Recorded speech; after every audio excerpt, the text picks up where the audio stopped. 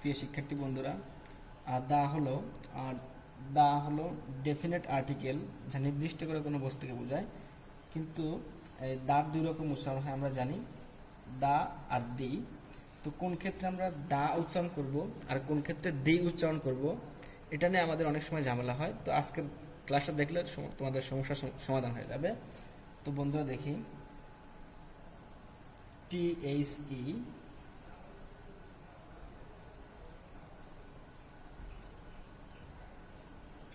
THE দুটো উদাহরণ দিলাম। তো এই জায়গার মধ্যে কি হবে? দা বুক।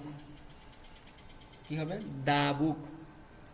দা ক্যাট। কি হবে? দা ক্যাট।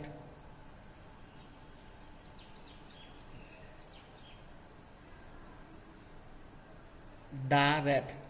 তাহলে আমরা কেন দা উচ্চারণ করব? কারণ হলো দায়ের পরের শব্দের প্রথম অক্ষর যদি কনসোনেন্ট হয়, দায়ের পরের অর্ডের প্রথম অক্ষর যদি কনসোনেন্ট হয়, তাহলে আমরা THE এর উচ্চারণ করব দা। THE এর উচ্চারণ করব দা।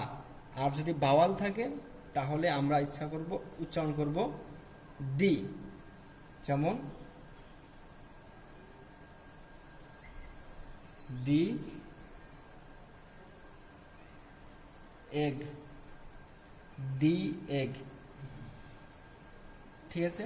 তো আশা করি সবাই বুঝতে পারছো।